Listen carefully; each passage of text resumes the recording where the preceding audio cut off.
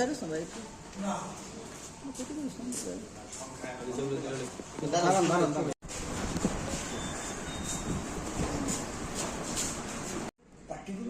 in West Tripura district, we have cited here.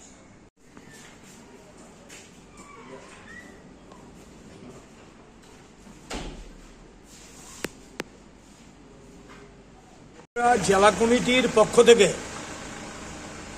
এইমাত্র আমরা পশ্চিম ত্রিপুরা জেলা শাসকের কাছে 10 দফা দাবিতে মেমোরেন্ডাম জমা দিয়েছি। আমার সঙ্গে রয়েছেন পশ্চিম ত্রিপুরা জেলায় আমাদের পার্টির 4 মহকুমার সম্পাদকগণ, comrade Subhashis Ganguly, comrade Pranab Debbarma, comrade Narayan Deb, comrade Subhash De. আমরা 10 দফা দাবি উত্থাপন করে ডিএম সাহেবকে বলেছি যে গত 4-5 মাস যাবৎ আমাদের জেলায় রেগার কাজ মানুষ পাচ্ছেন না, যারা জব কার্ড হোল্ডার তারা পাচ্ছেন না। চরম দারিদ্র বিরাজ করছে, টুয়েপের কাজ নেই, একটা ভয়ঙ্কর অবস্থা। তার সঙ্গে খাদ্যের অভাব, কাজের অভাব মানে রোজগার নেই, রোজগার না থাকলে হাতে টাকা নেই, টাকা না থাকলে বাজার যেতে পারে না, ব্যবসা বাণিজ্য মন্দা, বাজার না গেলে পরে কি করে খাদ্য সংগ্রহ করবে, ক্রয় ক্ষমতা থাকতে হবে। এই বিষয়টা আমরা তুলে ধরেছি। তারপরে আমরা বলেছি যে এই ভয়ঙ্কর যে পানীয় জলের সংকট, জেলার বিভিন্ন জায়গার মধ্যে পানীয় জলের সংকট, বিভিন্ন জায়গার মধ্যে রাস্তা রোকো করছে, অনেকে পানীয় জল পাচ্ছে না, সাপ্লাই নেই। পিউরিফাইড পানীয় জল তো পরের কথা, অ্যাটলিস্ট খাওয়ার মতো জল তাও পাচ্ছে না। বিদ্যুৎ যখন তখন চলে যাচ্ছে, হাসপাতালে বিদ্যুৎ চলে যাচ্ছে, 1.5 ঘন্টা 2 ঘন্টা বিদ্যুৎ আসে না পাড়ায়। আজকে বিদ্যুৎ গেল তো 4-5 দিন 6 দিন বিদ্যুৎ আসে না, ঘন্টার পর ঘন্টাও আছে, এরকম বিদ্যুৎ আসে না। এই বিষয়টা আমরা সেখানে তুলে ধরেছি। বেকারদের কাজের ক্ষেত্রে বলেছি, শিক্ষিত বেকার, তাদের কোনো চাকরি নাই।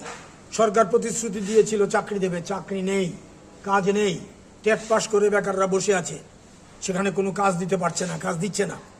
এবং বিভিন্ন লাইন ডিপার্টমেন্টে কাজ দেওয়ার কথা, যারা গরিব শ্রমজীবী মানুষ, অসংগঠিত শ্রমিক, তাদেরকেও কাজ দিচ্ছে না। এবং গরিব যারা এমনিতে আমরা দেখি, আগরতলা শহরেও দেখি বিভিন্ন জায়গার মধ্যে রাস্তার পাশে, বাজারে, শেডের সামনে, পুকুর পাড়ে গরিব মানুষ রাতে ঘুমায়। এই চিত্র বামফ্রন্ট সরকারের সময় ছিল না। আমরা বলেছি তাদেরকে খাবার প্রোভাইড করতে হবে সরকার থেকে, কাজ যেমন দিতে হবে, খাবারও দিতে হবে, ফুড আইটেমস দিতে হবে। এবং আমরা বলেছি যে ফসল তুফানে বিভিন্ন সময়ে ন্যাচারাল ক্যালামিটিতে ক্ষতিগ্রস্ত হয়েছে কৃষকরা, তাদের যে লস হয়েছে তাদেরকে আর্থিক সহায়তা দান করতে হবে, যাতে তারা পুনরায় কৃষিকাজ শুরু করতে পারেন। বিভিন্ন জায়গার মধ্যে রাস্তাঘাট ভেঙে গেছে, 5-6 বছর ধরে কোনো কাজই হচ্ছে না। আমরা বিভিন্ন রাস্তার নাম আমরা উল্লেখ করে বলেছি। তাছাড়া জেলার বিভিন্ন জায়গার মধ্যে, গ্রামীণ এলাকা, পার্বত্য এলাকার মধ্যে, ট্রাইবেল এলাকার মধ্যে রাস্তাগুলো ভেঙে আছে, ড্রেন ভেঙে আছে, বাজার শেড ভেঙে আছে। হ্যাঁ, এগুলো ঠিক করার জন্য আমরা বলেছি।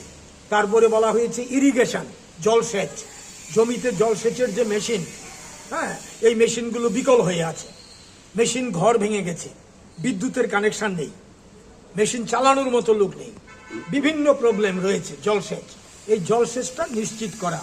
জলসেচ না থাকার কারণে জমিতে চাষ হয় না, বহু জমি খিল পড়ে আছে, চাষ করা যাচ্ছে না, এটা আমরা বলেছি।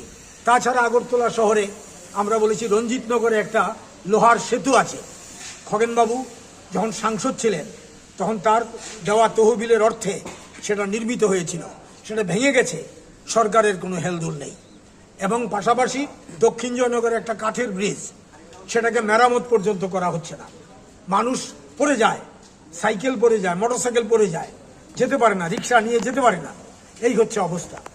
এই সঙ্গে আমরা উল্লেখ করেছি শিক্ষার অবস্থা, যে রেজাল্ট হয়েছে এবার আমাদের রাজ্যের ক্ষেত্রে, এটা আমরা মুখ দেখানোর কোনো জায়গা নেই। সরকার ঘুমে আছে, 42 ডিগ্রি তাপমাত্রা উঠেছে কালকে, তো সরকার রয়ে গেছে হিমাঙ্কের নিচে, সরকারের তাপমাত্রা হিমাঙ্কের নিচে, ঘুমাচ্ছে গভর্নমেন্ট। পশ্চিমবঙ্গে বক্তৃতা করতে যাচ্ছেন মন্ত্রীরা, আর রাজ্যের এই বেহাল দশা। এই হচ্ছে আমাদের বক্তব্য। আমরা ডিএম সাহেবকে বলেছি আপনার দিক থেকে আপনার যা যা করণীয় আপনি ইমিডিয়েটলি করুন, পদক্ষেপ করুন, যাতে মানুষকে অন্তত স্বস্তি দেওয়া যায়। এই দাবিটা আমরা রেখেছি। তিনি বলেছেন এই দাবির যৌক্তিকতা আছে, যুক্তিসম্মত দাবি। যেগুলো পারেন সেগুলো তিনি করবেন, বাকিগুলো যেগুলোতে অর্থ ইনভলভ আছে তার পক্ষে সম্ভব না, সেগুলো সরকারের নজরে তিনি নেবেন, নিয়ে যাতে জরুরি পদক্ষেপ করা যায় তার ব্যবস্থা তিনি করবেন। এই কথা তিনি আমাদের বলেছেন।